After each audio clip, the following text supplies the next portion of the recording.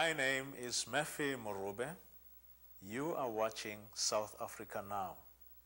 Global Vision presents the television news magazine of Southern Africa. News. Views. Frontline Focus. In-depth analysis. Covering the coverage. Cultural features.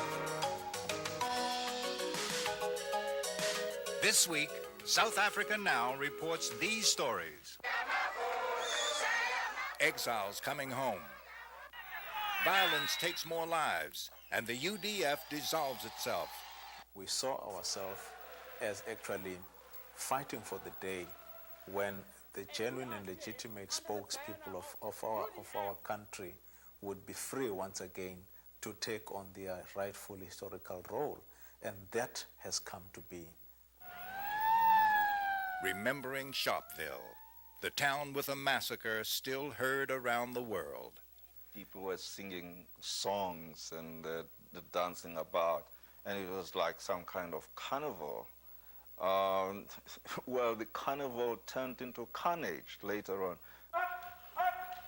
And in our culture segment, an anti-apartheid play opens in Cleveland. Two people walked in. One said, "I don't want to be assaulted like this when I come to the theater. This isn't real." And I said, "Yes, it's real." They are after you. What for? All these stories and more this week on South Africa Now. But first, the uncensored news with Thandeka Gqubule and Fana Kekana. Dumelang. Winnie Mandela's kidnapping and assault trial continues to dominate the news from South Africa.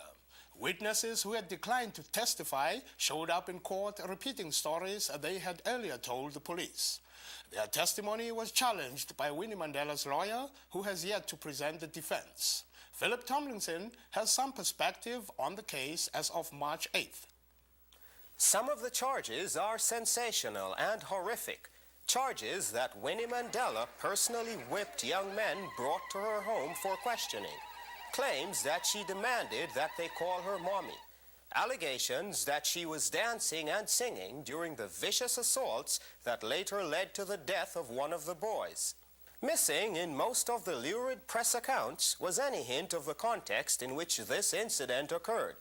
A context that does not necessarily exonerate Mrs. Mandela, but puts these developments in the perspective of the warlike climate in Soweto at that time, and her belief that these boys were being sexually harassed by a white minister, whom a friend had claimed was sleeping with young activists in his charge.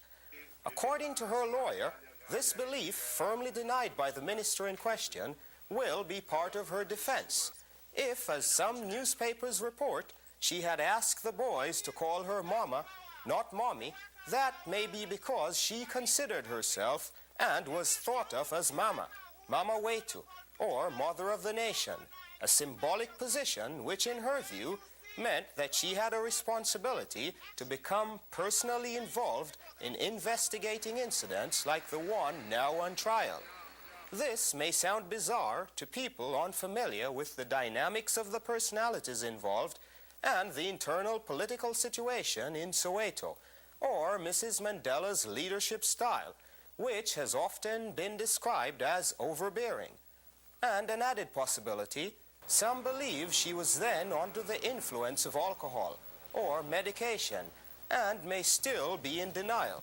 These issues may surface as the trial continues. There have been other side effects to this trial involving press freedom. Police used dogs to break up a demonstration on March 6th by journalists protesting the jailing of reporter Patrick Lawrence, who refuses to reveal his sources in connection with a story on the disappearance of witnesses in the Mandela trial. More than 100 journalists demonstrated nationwide against his imprisonment. The editor of Style magazine, who stopped to watch a protest, was bitten by a police dog. For South Africa Now, this is Phillip Tomlinson. On the political front, there have been a number of developments.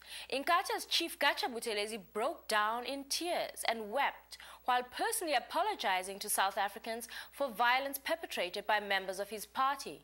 He also asked for forgiveness for any hurt he had caused ANC leader Nelson Mandela. Meanwhile, the ANC is likely to pick up some new members now that the United Democratic Front is going out of business. Murphy Morobe was a top UDF leader. Now, we campaigned for the unbanning of the ANC, not so that we could have an organization with which we are going to compete with, but from the United Democratic Front's point of view, we saw ourselves as not replacing the African National Congress or any other banned organization. We saw ourselves as actually fighting for the day when the genuine and legitimate spokespeople of our country would be free once again to take on their rightful historical role. And that has come to be. The organization had fought for the release of ANC leaders and led defiance campaigns like this one against segregated hospitals. We are determined to ensure that this campaign continues until all health facilities are completely open. The United Democratic Front, which was formed in 1983, was formed as a response to a need on the ground for a structure of this nature to actually work on mobilizing our people into action against apartheid. And I think we did that job quite successfully. We got imprisoned for this, and many people got shot, got wounded, etc. But after the ANC was unbanned, the future of the UDF, with its focus on grassroots activism, was called into question. Some UDF activists expressed dissatisfaction with the ANC's top-down decision-making approach, questioning whether a leadership long in exile was in touch with local realities. But now those reservations have given way.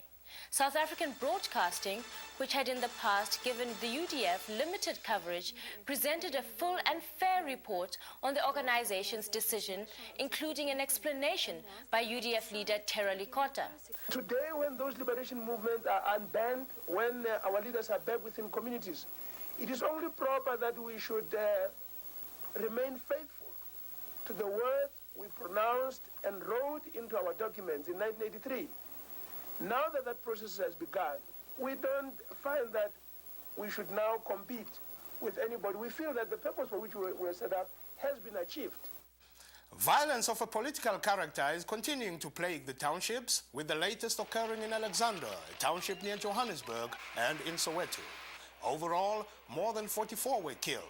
And earlier last week, another 24 died in an ugly incident also in Soweto, where police blamed Zulu hostel dwellers. The ANC has called for a formal probe.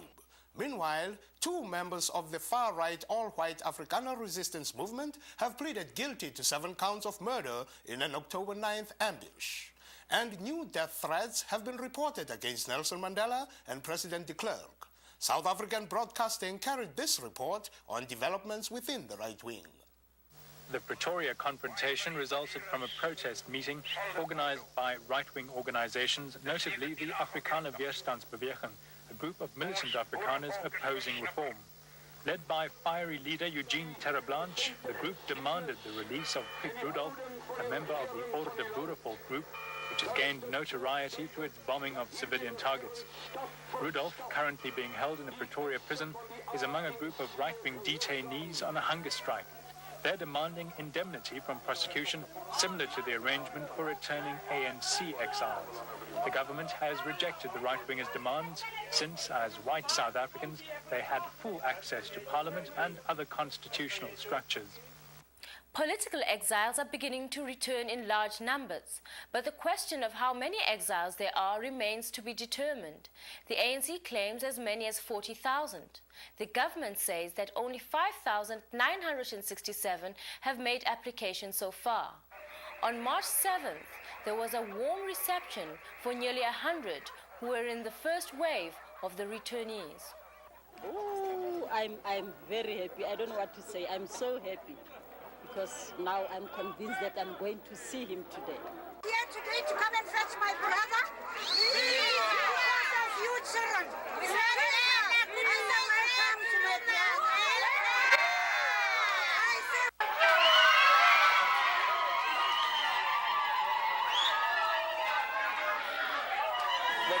for this for a very long time. It has at last happened, and we're hoping that the process won't be interrupted until everybody else is back to their motherland. Thank the Lord that has come to us South Africans and made a change.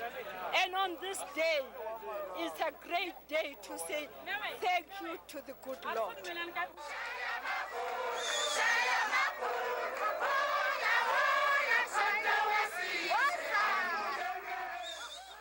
The anti-apartheid movement in this country is claiming credit for pressuring the Dell Computer Corporation to sever its ties with its South African distributor.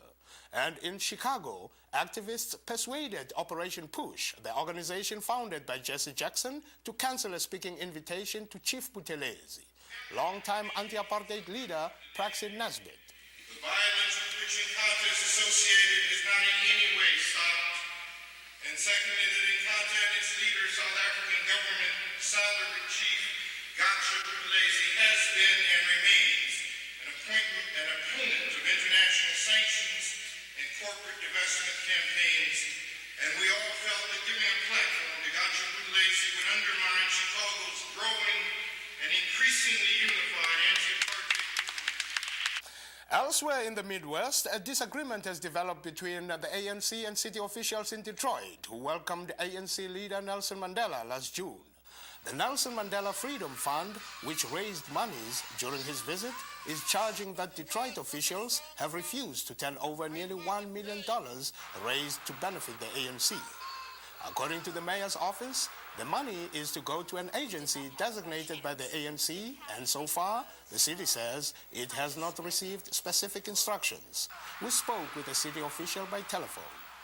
The 1st of February, Mayor Young wrote a letter to Mr. Mandela saying that it was his understanding that Mr. Mandela wanted these monies donated to a particular trust fund. In order to facilitate the contribution, the mayor asked Mr. Mandela in the letter for the necessary documents. Once the necessary documents have been received here, then they can transmit the money. While American coverage of the Gulf War was taken for granted, news coverage is difficult business in Mozambique, where a 15-year-old civil war continues between Renamo rebels and the Frelimo government, despite a partial ceasefire. South Africa Now visited Mozambique's only television station, an experimental one, which is desperately trying to stay afloat in a battered economy. Joseph Diescho has this Frontline Focus report. I go to the hospital, I speak with the teacher, I speak with the children, with everybody. And they told me how they live and how the war happens in the place now. Then I came here again and I make 2, 3, 4 programs. Teresa Sanoyeira is program editor for TVE, Televisión Experimental. She says TV shows like hers can help monitor the war, particularly in the north in the so-called barrier corridor. It's the most important way of communication. And in this process of negotiation, I think we can have an important role because we can go to the places, and if the Renamo says that there are not war in the corridor of Beira and the corridor of Tete, we can go there and to find if the war stops or if it didn't stop, and we can come here with the truth, more or less. As of now, TVE is only able to broadcast within a 125-mile radius of Maputo and airs only 3 times a week. It is experimental third world TV operating on a shoestring budget. Editor-in-chief Hilarlo Matuse. It's something like a new TV station. Specifically is for training. It's very important because, as you know, our country is large, and we can, with television, try to to make connection with the people. We are not really television because we are learning. We have 10 years, many difficulties, and people don't know nothing about television. I started 3 years ago, and everything I know now, I'm learning every day now. And we have not people trained, we have not money, we have bad equipment, we have lots of difficulties, and we are fighting with all this. Then we can be a really television. In a couple of years, perhaps. We'll do our best. TVE has tended to support the government in the past, but it says it is open even to Renamo's point of view. Why not? I think yes, not only Renamo, but all other the political forces. In a country devastated by war, television is hardly a priority.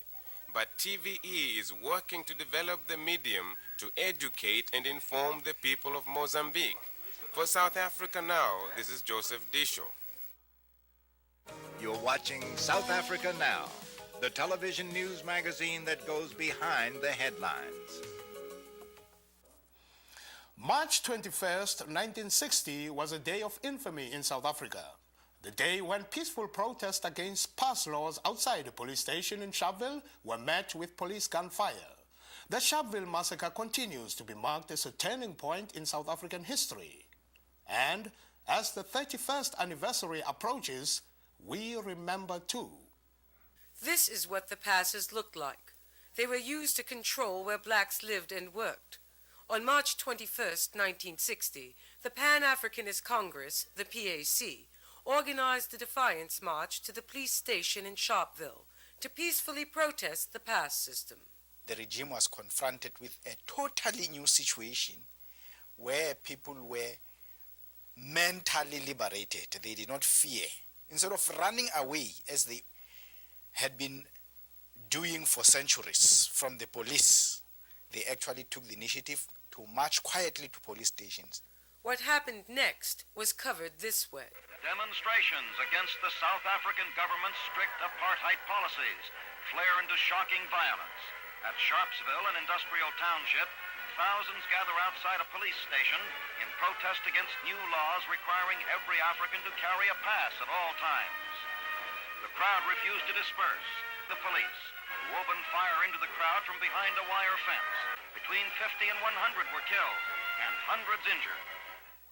Well, what I recall is the cheerful mood at the beginning of the demonstration, and this is what I can't reconcile with what happened later. People were singing songs and the dancing about, and it was like some kind of carnival. Well, the carnival turned into carnage later on, and I was surprised at how swiftly one thing turned into the other. That lives with me. And it lives on in history. The massacre was recreated for the film Mandela, which was featured in a United Nations video.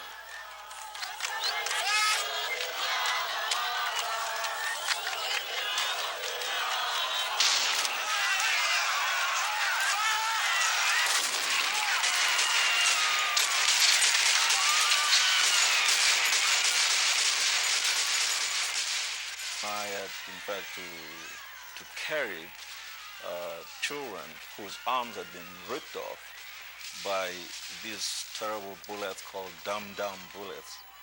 And I remember we had to carry one girl who had been completely damaged by these bullets on a stretcher. And we were using a blanket as a stretcher, of course. When we got to the hospital, we found some bodies being placed on top of each other. Some were still alive. 69 children, women, and men were killed. 180 were injured. The majority had been hit in the back. I recall the funeral later on of seeing these bodies, just, tens of bodies, coffins lined up one after the other. And this priest trying to to give a funeral oration in which he said the Lord had given and the Lord had taken, and had to be stopped by some young activists who became terribly annoyed with him and told him that if he didn't know what he was talking about, they would make sure that he stopped speaking at this funeral. Sharpeville soon came to symbolize apartheid in the world at large. At United Nations headquarters, the Security Council places on its agenda a discussion of South Africa's apartheid crisis. The South African government was condemned by the United Nations. South Africa's black community responded with mass protests and work stayaways. Pretoria imposed a state of emergency, outlawed both the ANC and PAC, and detained thousands without trial. Chief Letuli, head of the ANC, who later won the Nobel Peace Prize, was banished to a remote area. PAC leader Robert Sobukwe was imprisoned. Forced underground, the liberation struggle turned away from non-violence.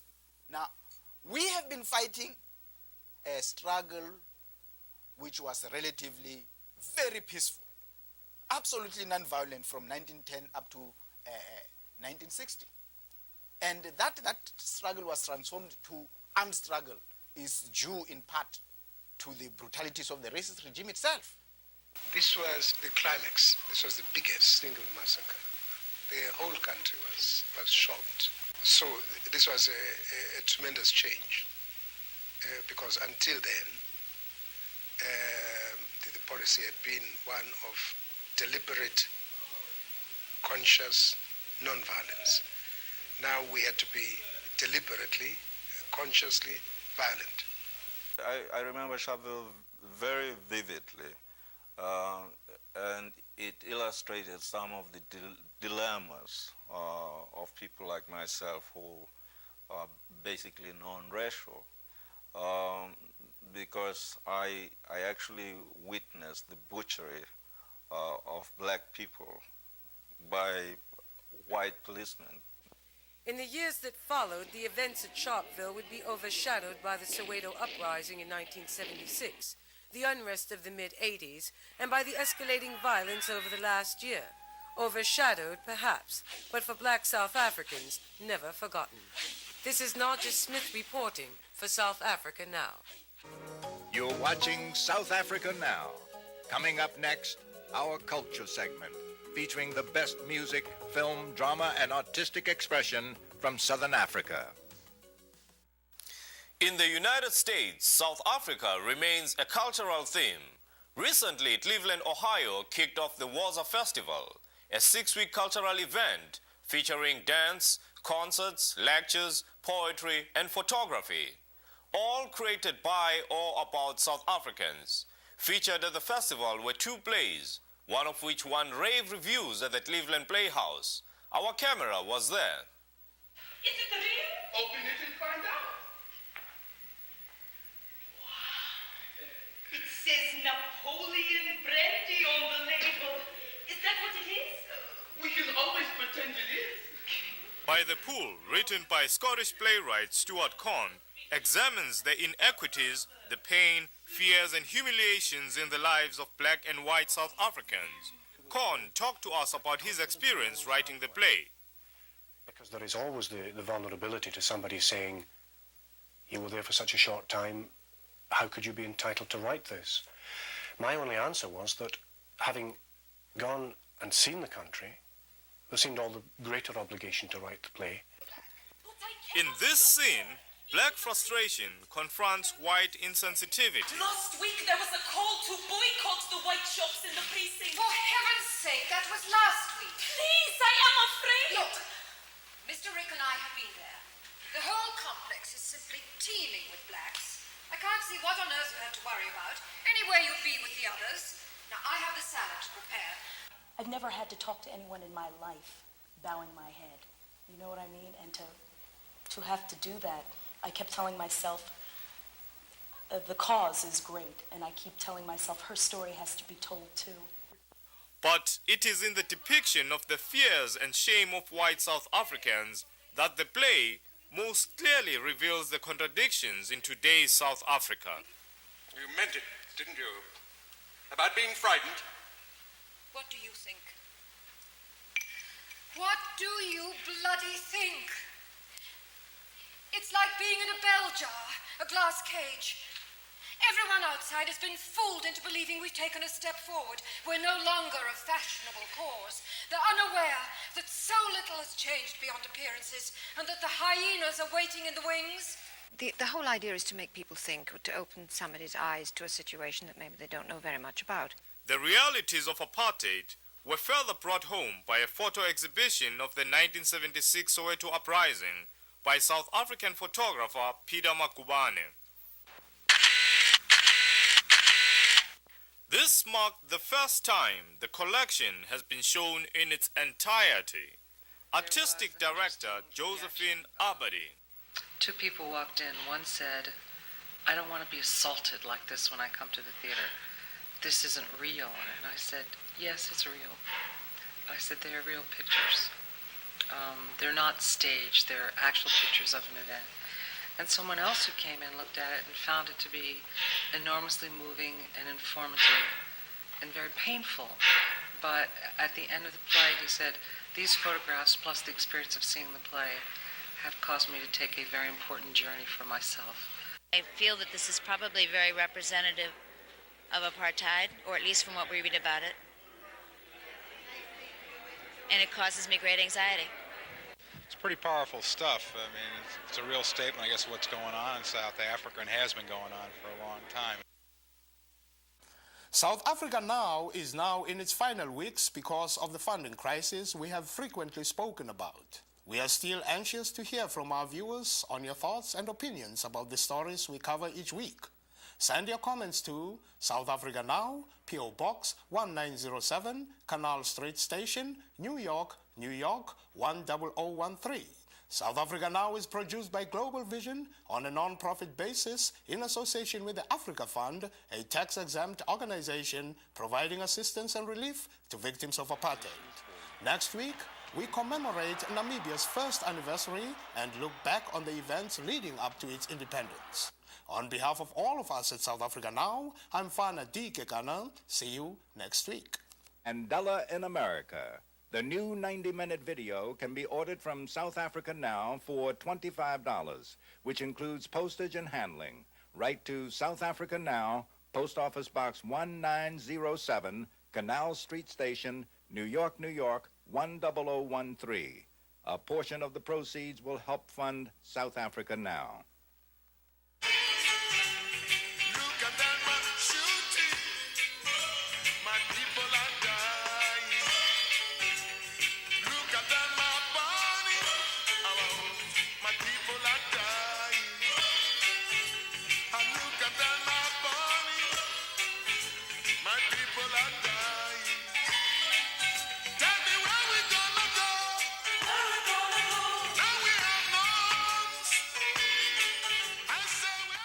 South Africa Now is also supported by public television viewers like you. Transcripts of this program are available for $4. South Africa Now is also available now on video cassette for just $29.95. To order transcripts or cassettes, or for more information, write to South Africa Now, care of Journal Graphics Incorporated, 267 Broadway, New York, New York 10007. To order by credit card, call 212-227-READ. Viewers are also invited to leave a comment about the show.